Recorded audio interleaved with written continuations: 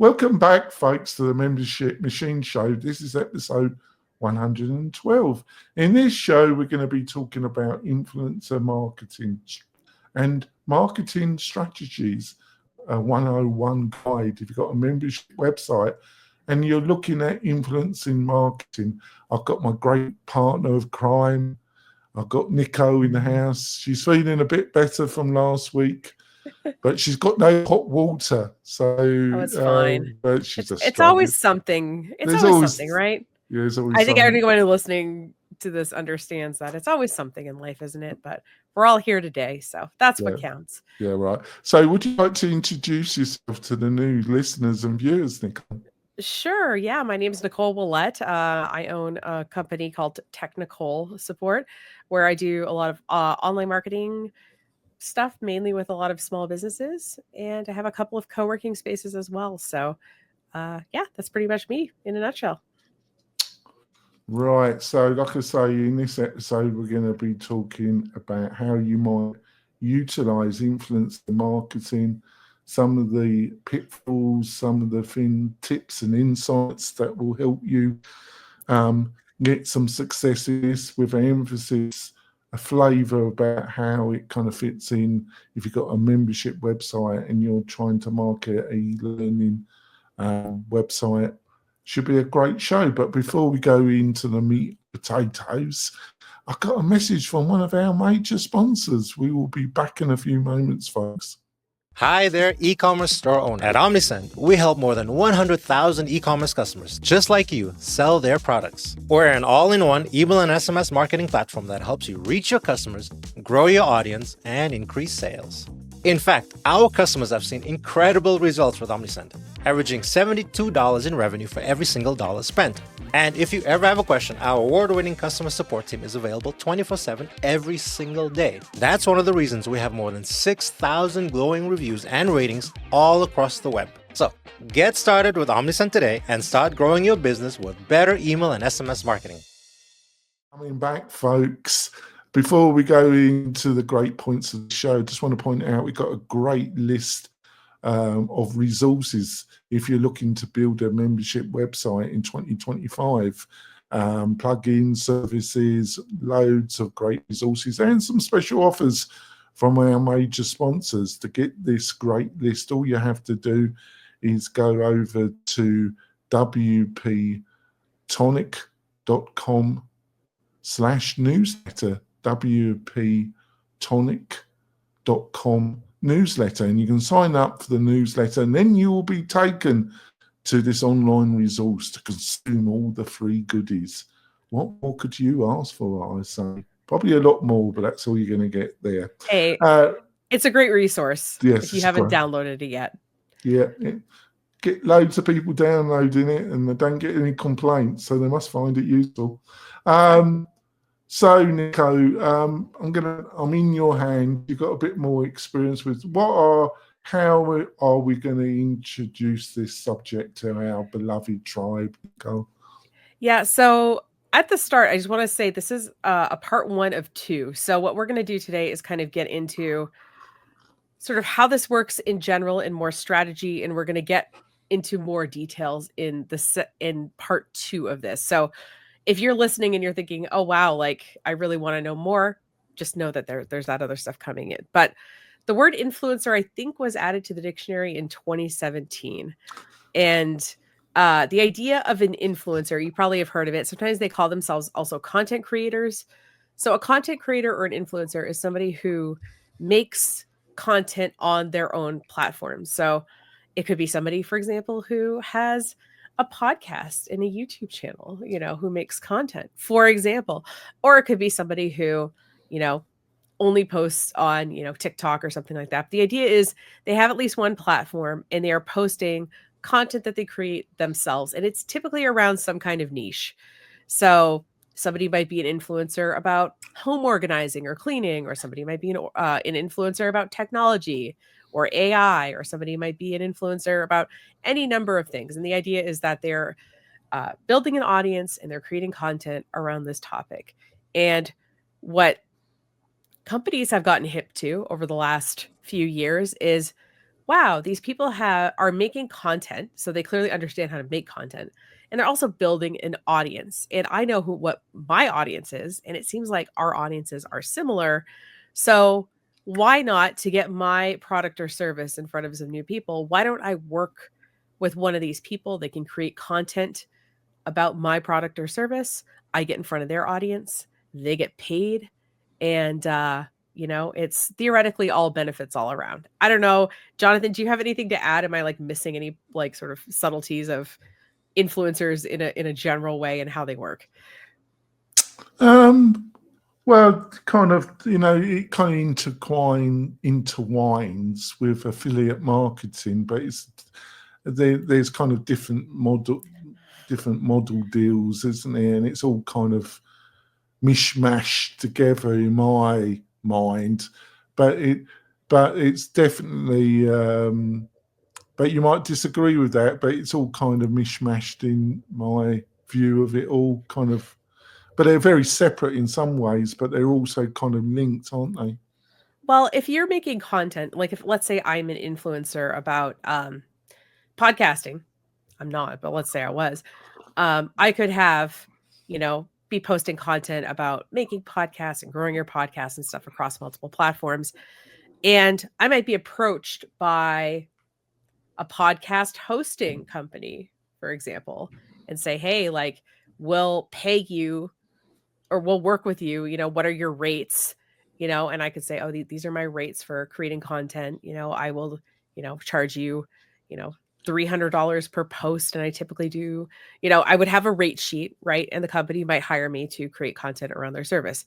But the other way that these content creators or these influencers get paid is they will often work out affiliate deals. And you will see this, for example, if you're on TikTok, you'll see people making TikTok shop videos, or you'll see people talking about a piece of software, a product, and they'll say, use my promo code X, or go to this particular link and you'll get a special, discount, you'll get a free gift, something like that. There's some incentive for you to take that extra effort to put it in. And so what that typically is an affiliate. So they are getting a sort of percentage or a flat rate per sale. So a lot of content creators and influencers, some will, be paid directly by the brand to create content, but some will also work in terms of finding products and services they like and making, content around this affiliate, and that, and this idea that when they make a sale, they're going to get paid for it. Yeah. So yeah, I think you're right. I think most people do both. And if you're thinking about your favorite influencer, you probably have noticed content related to both. Yes. I've been approached to post on but I'm a kind of hybrid because I'm using podcasting. I'm using this podcast. I use my YouTube channel because I have a physical company that has a service that might be useful to my target audience, and I use the podcasting as a mechanism to show Google that I have some expertise or influence, and that's why I use the YouTube channel. And both are building, but I'm using it as a marketing tool. So I kind of see myself as a hybrid, because the reason why I say that is I'm not just relying on advertising. I do take sponsorship for the podcast, but it just about covers the expenses of hosting the podcast and getting the podcast edited, and some other expenses. So it just covers my expenses for the year, and that's all I'm looking for, because I will take sponsorship, and I've had people approach me for writing posts and that, and I have politely refused, because I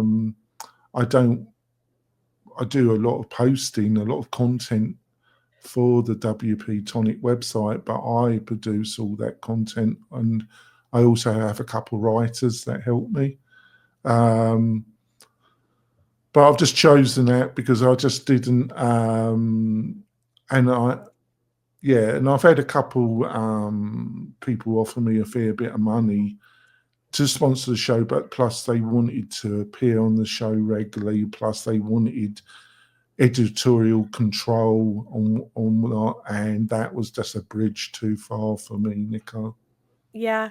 And I think sometimes, I think what you're bringing up is a really good point, which is that sometimes people create content, you know, not just to, get paid by other companies, but to grow their own company or to grow their influence on a topic. So maybe the word for you would be like a thought leader, and yeah, you sell your own products as part of that, but your primary mechanism for, running your business isn't to have other companies pay you to promote their products. Yeah, I just put this concept to you because I see is there's kind of, and there's probably even more subsections, but Sure. there seems to be the influencers that got millions of followers, and even though it's different, it has some of the concept of previous mass marketing, especially television.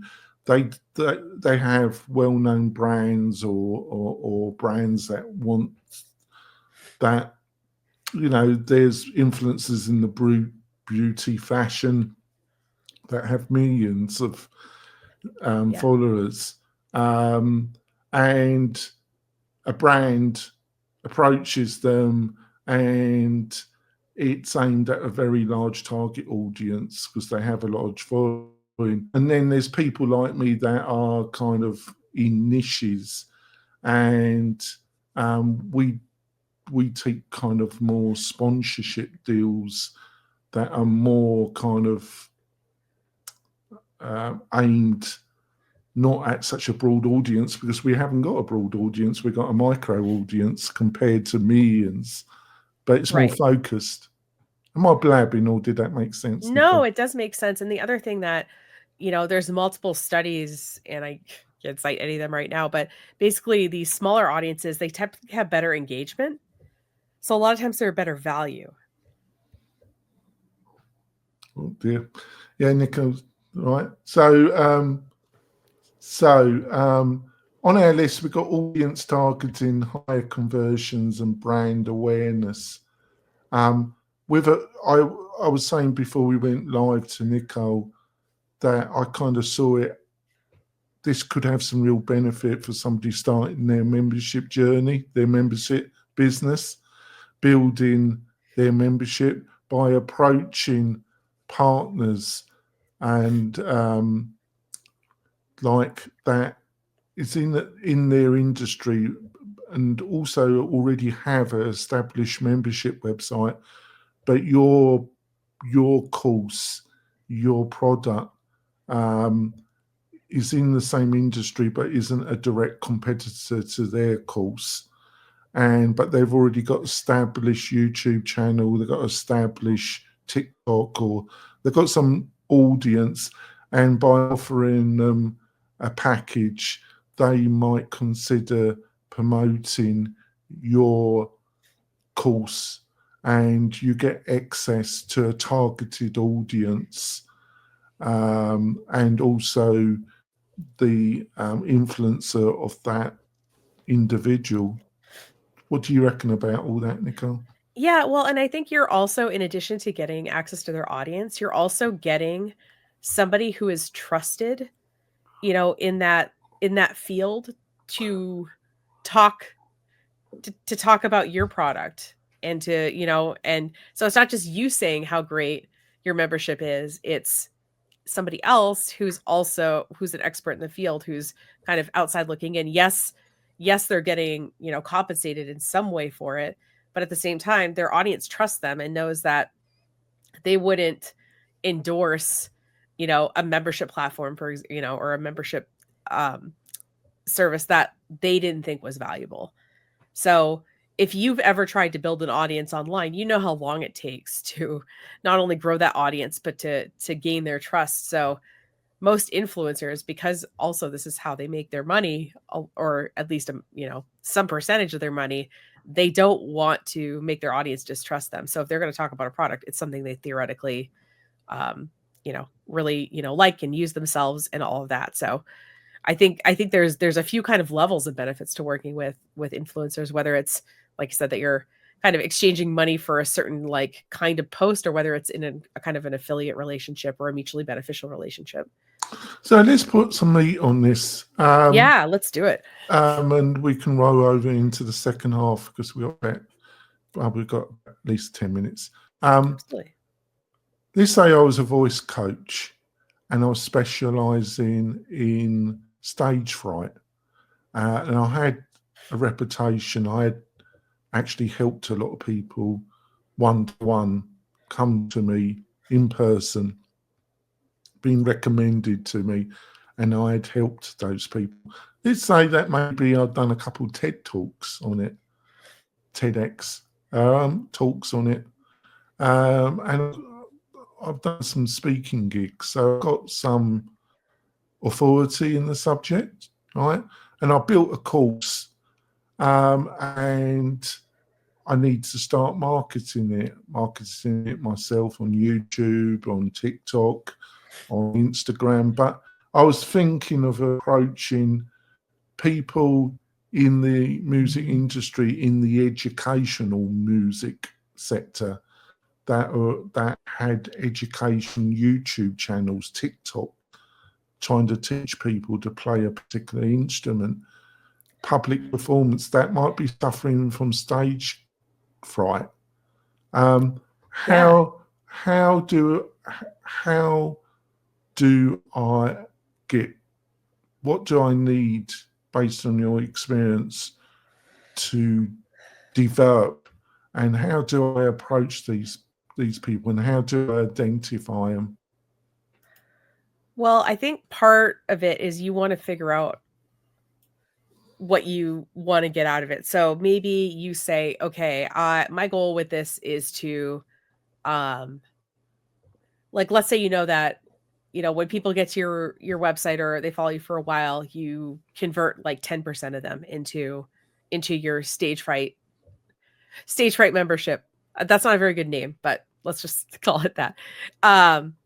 So, I mean, what you could do is you could say, okay, if I can convert 10%, okay, if I got 50% more traffic to this site, like, I could obviously theoretically make more money. So what I might do, I mean, I think approaching musicians is a great idea. I think anybody who, is trying to get good at a craft, there's getting good at the craft, and then there's the dealing with the crowd part, which is separate. Like, obviously, you want to learn to play the piano, you want to learn to play it well, but it's one thing you can play it well by yourself in your room, and it's another thing to play it in front of, hundreds of people. So, yeah, I think that you could approach those kind of people. What I would do is I would find some of these music educators and I would watch some of their content. I would see, do they make content about other brands besides, their particular music course? Because that shows me that they would be open maybe to working with me. And I would see like, okay, like, oh, it seems like they've talked about, this sheet music company, pretty consistently. Okay. And I can start kind of looking at sort of these brands that they're working with and see, okay, like this seems reputable or whatever. I think what you could do is you could send them a message and say, hey, I really like your content. I see that you've worked with a sheet music company. We're looking for, influencers to promote our, my stage fright, course, my stage fright membership. I forget what we're calling it, but a lot of times these people will have some kind of rate sheet or policy or way that they work with people. So what I would do is assume that they might have that already. So I would ask them. And if they didn't, they might come back at you and say, oh, I would be interested in that. Like, what would that look like? And then it kind of puts it on you to sort of come up with what you're sort of wanting from them and what you're, maybe willing to pay or exchange for that. So, yeah, I mean, obviously as you're hearing this, you're probably like, wow, that's going to take a lot of time. And I mean, there's a reason that these like influencer directories and stuff like exist. And whenever you search influencer marketing, your first like 4 or 5 Google results are like paid services that do that kind of thing. But the reality is, what's your attitude towards these services? I mean, obviously anybody who makes an introduction is going to take a cut, right? Like if you have an agent right? And they like introduce, and a lot of them take a pretty big cut, in my opinion, for having a database that they lightly maintain. But I can also see if you had absolutely no idea what you were doing, and using a tool like that would save you some money to like try it for an initial campaign or two. I'm not entirely against it. I personally think they're a little overpriced, but I guess that's my opinion. What's Yeah, you're kind of you're saving time through the transaction of money, aren't you? Yeah.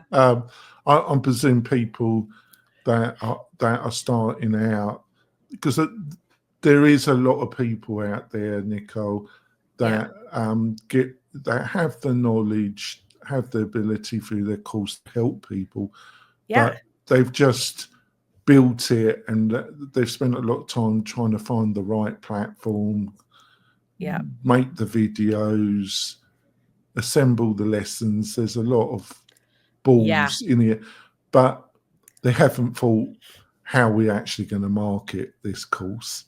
Right. And without a marketing strategy, without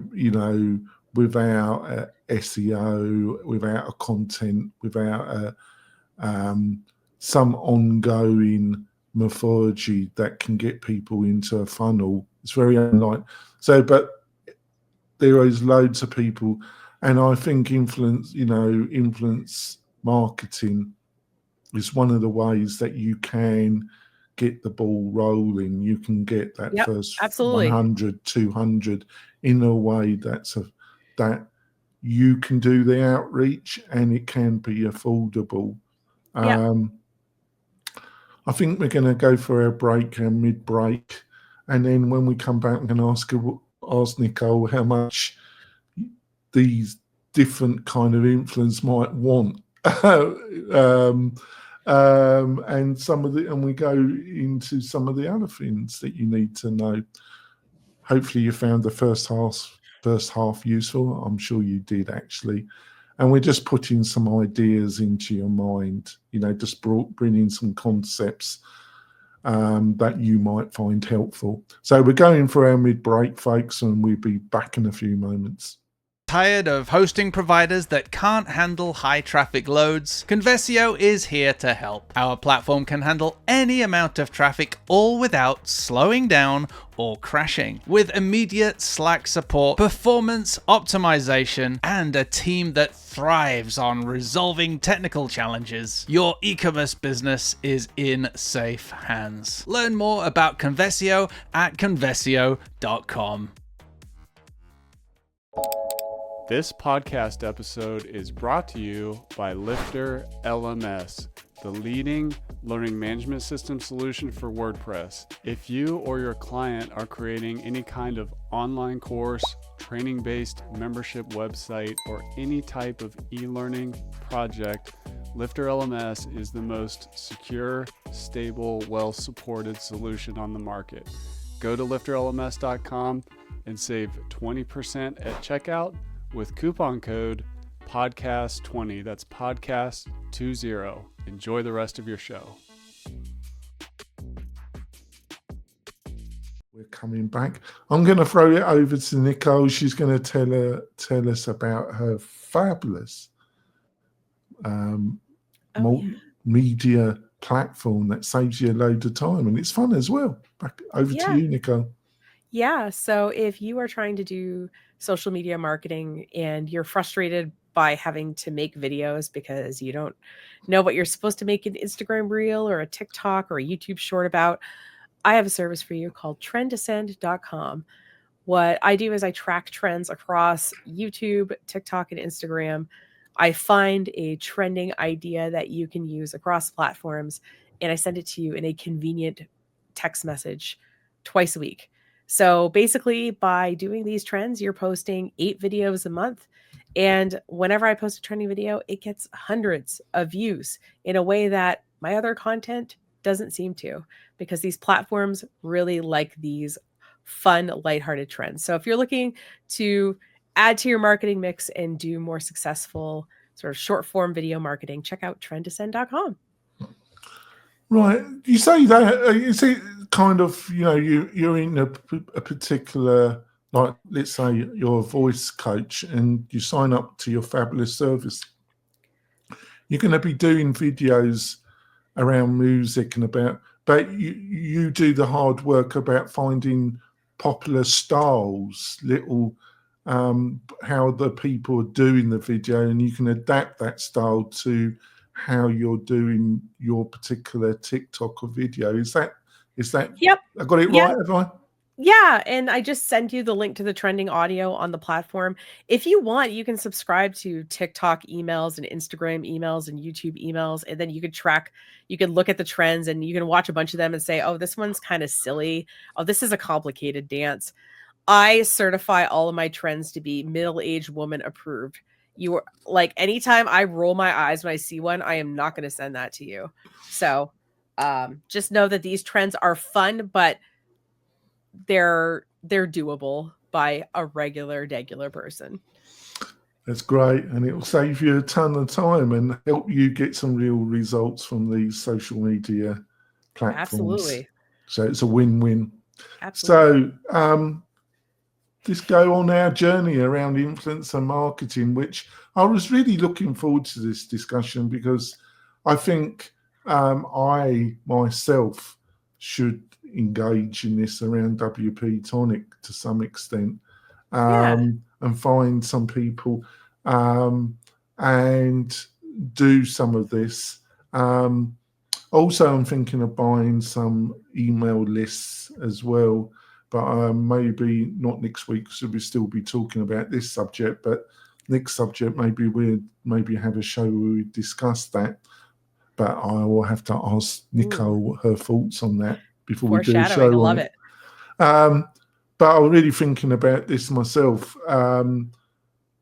So let's say you've built a nice course. Let's say you've listened to Jonathan and you've done your minimum viable course and you've done your pre-launch where you've got half a dozen to a dozen people to go through the course, and you've really interviewed them properly and got their honest input about which parts of the course they really liked, the bits they didn't, the things that they really found useful, the bits they didn't, which will give you a roadmap about which bits of the courses you should expand and maybe the bits that you should remove. Because I've never known anybody, no matter how much experience, that's developed a course or developed a online product. There were elements of WP-Tonic. I'll give you an example, Nicole. I found a really great partner that hosted video, and I was going to have the hosted part as part of my package, and it enabled me to white label their service, and it was going to be part of WP-Tonics. And when I was getting my first, about 4 or 5 years ago, I was getting my first customers. They had no interest because they had almost all of them had already bought a video hosting service, Vimeo or one of the others. We do offer it. We offer a great plugin, but we work with a partner called Bunny.net. And it's about 1/5 to 1/3 the cost of using something like Vimeo, but and that's worked great. So I kind of removed that. I spent a lot of time researching that and talking to different suppliers, and the initial interest wasn't there. So that's why you want to do a minimum a beta or a pre-launch. To find out what elements, because I've known loads of people and they say, oh, they're going to rave about this part of the course, and they've got no interest, and the bits that you think they're not really interested in, they rave about. And that will tell you which parts you should really highlight in your verbiage on your homepage and on your key landing pages. So that's why it's important, folks. It's like 101 of marketing, really. But I'm not making out. I'm just telling you what I've learnt the hard way, so you don't have to make those mistakes. So let's say, so we're not talking about, we couldn't afford big celebrities and influencers. So we're talking about nano or micro influencers, like our example of the voice coach who had a course about stage fright. They're going to be what size of YouTube channel? Let's just use subscribers. What Yeah. size of YouTube channel? What size of TikTok? What size of Instagram influencer in subscription size would maybe with an individual entrepreneur with some budget but not a large budget? What size can they approach, and roughly how much is this going to cost them?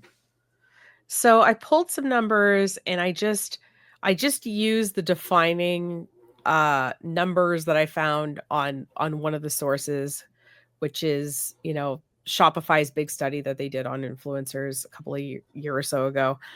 So a nano influencer is somebody with 500 to 10,000 followers. And obviously that's a pretty big range, but the idea is that is like it's a small audience. And what's interesting is when I was looking this up is that if you look at Instagram post, so, if you had an Instagram audience that size, how much would you charge per post? And it ranges from, in this study, $10 to $100 per post. Now you got to keep in mind that like, you're obviously not going to hire an influencer to do a singular post. The idea is that you have to do, just like with all this marketing stuff, right? You have to do like repeat messaging. And the idea is that you want the influencer's audience to grow to trust your brand. So like they need to hear about you multiple times. So like this isn't a singular cost thing that we're talking. I just want to kind of give people an idea of kind of numbers. But so 500 to 10,000. Instagram seems, the average person, but between $10 and $100 per post. TikTok, same size audience, $5 to $25 per post. YouTube, same size audience, $20 to $200 per post. So TikTok being kind of the lower end of things, and YouTube being kind of on the higher end of So things. you say a Instagram post, sort of being that's in the them middle. making a video. Is that? Yep. Yeah. Yeah, that's them making a. Yeah. Yep. Although with Instagram, like I said, these different these different platforms have different formats, right? So with YouTube, it's kind of all, there's short videos and there's longer videos. I guess you could do a community post, but I'm not really sure who would pay to be on someone's community tab. But TikTok obviously is video.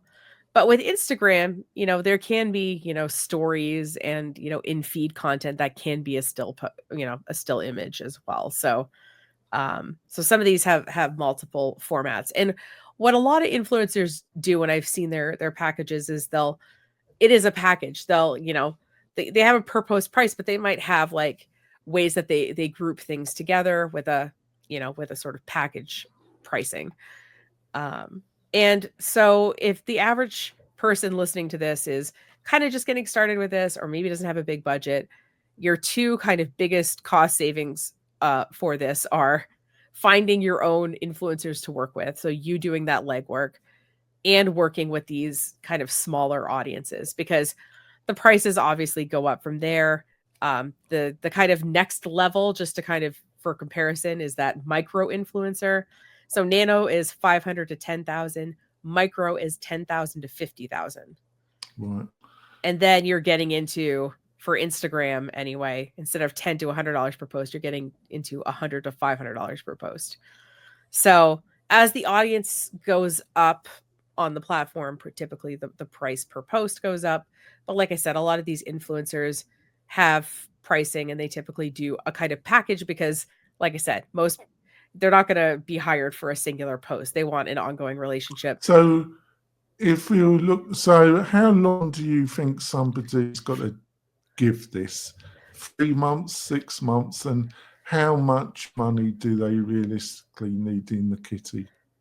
Well, the pricing can depend on not just the size of the audience, but what industry the person is in. So there's certain industries, obviously, that, have, higher value products or are more competitive, things like that. The platform, like we just talked about, how basically TikTok was less expensive than YouTube. And that kind of makes sense, right? If you make a YouTube video, that is out there. YouTube is the second largest search engine in the world. So like you can make a video and have it be watched and found, years later. With TikTok, that's a little bit harder. So that's why kind of the value of that audience is a little bit higher. And then, so there are some people who say, you know what, try a short-term campaign, especially if you're new to working with someone. And that short-term campaign can be a few days to a few weeks. And the idea is, okay, like, let's test this out and let's be flexible with how we work together based on, kind of how that first little bit goes. But when I was looking this up, I was like, I wonder what the average influencer campaign is. And the number I found was 188 posts. Now, remember back to, 5 minutes ago when we were talking about $10 to $100 per post, 188 posts, like that begins to add up. But the idea is that, like, okay, if I was the influencer and I was going to post about it twice a day for about 3 months, it would be about 188 posts. So I think that's sort of like where that number is coming from. But for most campaigns, like I said, you're going to have some kind of ongoing relationship. That said, I understand if you're like, oh, I just met this person, I don't know how this is going to go. I can understand like being a little leery of offering them thousands of dollars, but there might be a way to sort of test it out in a shorter campaign. But it isn't going to be a singular post, and you do want to give it, I would say, at least a few weeks. I would say a few days is not really that much, especially if it's a higher value product or something that people are going to, be continuously, investing in, which is like a membership type product. So do you think there's people, because some of these micro influencers between 10 and 50, it took me almost 3 to 4 years to get to 2,000 subscribers on my YouTube channel. But recently it's expanded by, ever since I got past like near the 5,000 past that, it's accelerated quite rapidly. But I've also, over the last 8 months, religiously put 4 videos per week up on YouTube. That's a lot. Wow. So I've got over 1,500 videos on my YouTube channel. But it is growing, and I do get actually quality leads from that effort. I also post a lot on LinkedIn about it, and I keep doing it, but I haven't had much from that. It's been mostly YouTube that I've had success, and using SEO content and SEO and YouTube. They've been the main drivers. So if we go for the micro, do they do a kind of hybrid? Because a lot of these influencers have a email list. So do you think you probably do a deal where you kind of, they promote on your YouTube channel, but they also promote you through their email list? And is that where also the element of the affiliate marketing? So is it a kind of bundle where they get paid, but they also get the cut of the sale, or, they don't? But I suppose it's all kind of mixed up. And I suppose if you're somebody starting a course and you haven't got a track record, and you're approaching one of these micro influencers, you basically just got to offer them a much better deal than a more established player, which they can show a track record of sales with other influencers, can't they? Yeah, I mean, you would want to be able to see their results. And I mean, you would want to check things like their engagement, look out for bots on their account, which is, if you check their Social Blade stats and they have these spikes in followers that are like nice round numbers, or if you read their comments and it seems like really generic comments. So what you want to look for is somebody who like has good engagement, and you check their comments and it seems like people are like leaving real comments and having conversations there. And, like I said, they have a track record ideally of working with brands, and they might be able to show you results. But at the very least, like I said, everybody kind of puts their packages together a little bit differently. So they could throw in, an email or, a text marketing arm to their influencing for your brand. They could want to do an affiliate deal. And oftentimes I'm sure that they want to offer their audience something.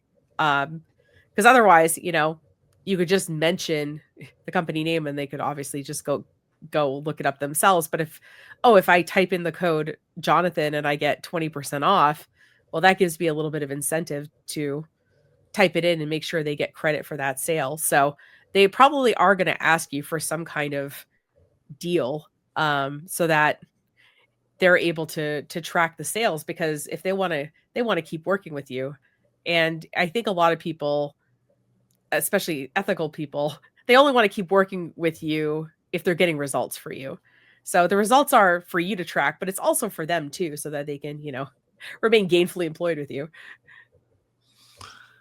Yeah, it's YouTube. It's a strange beast because fundamentally there's a lot of influencers on YouTube that are selling products and influence about building up your YouTube channel.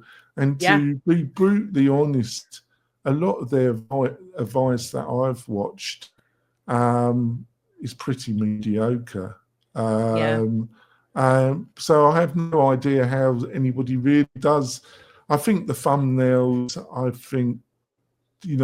there's plenty of resources, free resources that tell you, and I have increased the decency of the thumbnails and just the volume, but I tend to link it to my posts that I'm gonna, and I'm in a micro sector, people looking to build a membership website, and I review all the plugin services, how to market your membership, and it's never going to be a mega. There's only so many people looking to build a membership website and maybe looking to utilize WordPress for it. But it's also you're in the creator. So I've tried to broaden it out in kind of membership with the creator community, really, to some degree. So we move on. So we never really clarified what kind of budget, if you're going to try this out, what kind of budget do you think you need? I mean, just doing this math, I would say a couple $1,000s at least. Yeah. Personally, that just that's what the math is doing when I look at the price per post and then how many posts it takes to, maybe get some traction.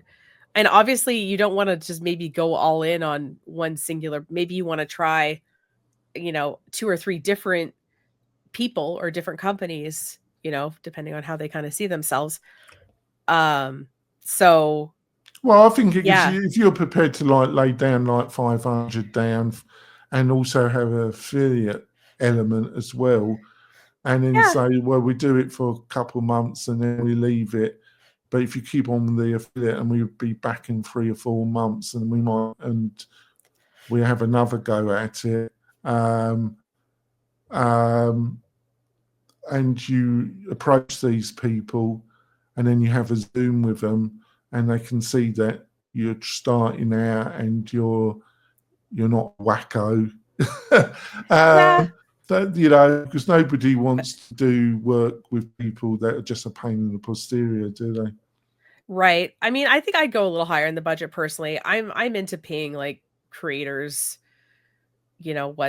what they're worth, and also like I feel like that just kind of sets because the thing is, like, we're asking people to make videos, right? Like, in making they have to like learn about your product, they have to like use your product or like get into your membership, see the subtleties of it. They have to like think through what they want to say about it. They have to record it, edit it. So I don't know. I would maybe go a little higher than 500 personally. I would think like $1,000 per in my own mind as I was going in to kind of negotiate it. But like I said, the thing is, a lot of people, like, they have their pricing set up. And if, like I said, you're willing to do the legwork yourself and you're willing to look at these people who have smaller audiences but who have really high engagement. Yeah. Well, That could be a really I good know fit. there's one individual, he actually took a job as a video influencer for Automatic, Oh yeah. and he managed to grow. My intention is to grow the WP-Tonic YouTube channel to about 12 to 18,000 by the end of this year. Nice. Even if I have to use paid advertising to do that. Yeah. But he managed to get his up to 18,000, and until he took his full-time job with Automatic, I think he's not promoting his own channel. He was charging 1,500 per video advert. He was producing a video advert for somebody that wanted to market on his channel, and he was charging 1,500. I don't know if that was for per episode or that was for a group of videos. I would imagine a group of videos. But like I say, he had about 18 to 20,000 people. There's Right. And another. YouTube is a Yeah. more expensive channel for influencer marketing, just because it has, YouTube videos have that longevity that a lot of social media content doesn't have. The biggest one in WordPress, he started when WordPress started to get some traction about 8-9 years ago. He's not making many videos now because but it was the foundation. He had no traction in WordPress at all, and it's a guy called David Presler, and he built up his YouTube channel, and it's the biggest in the WordPress space, to over 200,000 subscribers. And he used affiliate marketing, and he actually bought some plugin businesses or bought partnerships. And one of them is a very well-known, and they did a deal together, and he actually bought in the company, and he made a load of money out of it, and it financed him buying plugins and building a real business in the WordPress space. But he's very good at, his videos are very good, and the audience really likes him. And he built a substantial business on influence, being paid to do placements, but Yeah. also he made a lot of money out of affiliate marketing, where but it's still there, but I think it's become very saturated and a horse like whipped to death to some degree, isn't it? But it still has a place, doesn't it? What do you Right. reckon? And I think, when it comes down to it, if you're going to be working with an influencer, it's like you're a person working with a person. And oftentimes, if you want to work together, you can typically figure out a way to do that that's beneficial for you both. And like I said, a lot of people who do this, who have thought of doing this, have thought through their pricing. So I would say, like, there's some good, like, resources out there. Obviously, there's a lot of white papers and stuff, but this particular website that I use, it's fypm.com, and it's an acronym for something you pay me. It's a little expletive, you pay me. And they are basically a place where people can share, like, brand deals they've gotten, like what they've gotten paid and all that. And they have some pretty, like, specific numbers based on industries, campaign lengths, audience sizes, and that kind of thing. So I've gotten some good information there, and it really helped me set up my pricing. Not that I have actually gotten a deal just yet, but I'm in negotiations for a couple right now of potential, like, content, content for pay kind of situations. So, and I felt very out of depth with pricing that. Like I said, I have as running a service-based Well, a business, lot of I understand what I would Yeah. charge to do a service, but I was like, oh, content, like, what would that be like? And it just helped me to kind of see what Yeah. other people were getting paid and all that. I've got a small group of people that sponsor the show, and some of them have been with me over 3 years, so they get a very discounted rate, and a Yep. couple of others. But I have a lot of people in the WordPress space for my other podcast that's bigger than this one, a substantially bigger audience, and they just want to give me, they want me to talk about their plugin or their WordPress service, and they just want to give me a free license. They just want to give me a lifetime free license for one website, and they That's not a think good deal for you. they think I'm going to talk about their plugin on the show or something, or they don't even offer me an unlimited license, unlimited website. But even that, I'm probably not going to take because I don't know if I even like their plugin.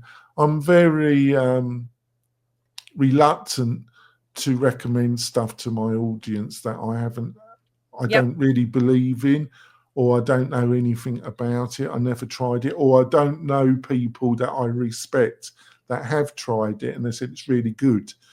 Yeah. That doesn't mean that I have to try everything. That would be incorrect. I would be misleading the audience. But Yeah.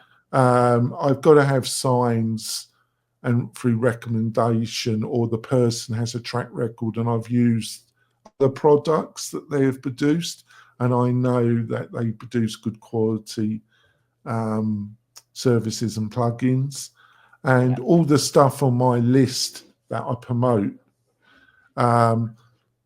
it's all stuff that I've either used or have used, and I know the people that are producing it, and that's why it's on the list. And I some of it I get their affiliate links. Some of them aren't actually. The bulk are, but it's all stuff that I either offer myself or I've used. So I think but there's other people that just don't. They just don't care, do they? What if you pay them the money, they'll plug it, won't they? Yeah, and the thing is, like I said, any one of us who's ever tried to build an audience or is in the process of building an audience knows how much work it is. And you know that it just takes, it takes years to get people to trust you, and it just takes a few seconds to lose all that. So I think most people who are in this for a long haul think like you and I do, which is that, like, I have to like the product, I have to trust the company behind it, and I'm not just going to take money from anybody. I think the influencers who are doing well and in it for the long haul think like you and I do, honestly. And you'll probably get a really good sense when you talk to them whether they do think that way or not. I do have I'm in hosting, but I'm in a boutique micro sector of membership and community hosting. The biggest sponsors, I do have a sponsor of this show and other shows that's in hosting, but they're into e-commerce and enterprise level hosting. So I don't see them as a direct competitor. If they were, I wouldn't have them as a. But I have been approached, some of the biggest companies and the most profitable companies are hosting providers in the WordPress space. And a couple of them, not for this show, but for my other show, have approached me, and I haven't taken the deal because they're crappy hosting providers, basically. Right. And I just and this is why your audience trusts you. And like I said, a good influencer, their audience trusts them, and you'll be able to tell that, like I said, by looking at their engagement, by looking at their comments, and by watching their content to see how they talk about businesses that they partnered with. Like, by doing those three things in your research, I think you'll have a really good idea who these people are. Engagement. I know other influence, on the YouTube channel, on their podcasting is notoriously, it's practically impossible to get any kind of. Only time I get active is when I go to WordPress conferences, and I'm almost stopped on a minute by minute, not minute, but 3 or 4 times per day by people saying, I listen to your podcast. It's great. I've been listening to it for years. But you hardly hear from anybody. It's just silence when you're a podcaster. YouTube, there are people that seem to get a lot of comments, I Yeah. think it depends on what you're talking about, and that. I don't know, David, he always used to get a lot of comments. I get a bit, but not as much as him. Yeah. Right. So we're going to wrap this up, Nicole. What's the best way for people to find out more about you and what you're up to, Nicole? Oh, yeah. You can check out technicalsupport.com, and I'm Technical Support on various social media platforms. And if you want to support the show, go to the Membership Machine Show Facebook group. It's totally free resource of WordPress junkies and people trying to build a membership website or community website. It's totally free. And also you can sign up for the WP-Tonic YouTube channel. I post a load of stuff there about building a membership website. We'll be back next week with another subject. We'll see you soon, folks. Bye.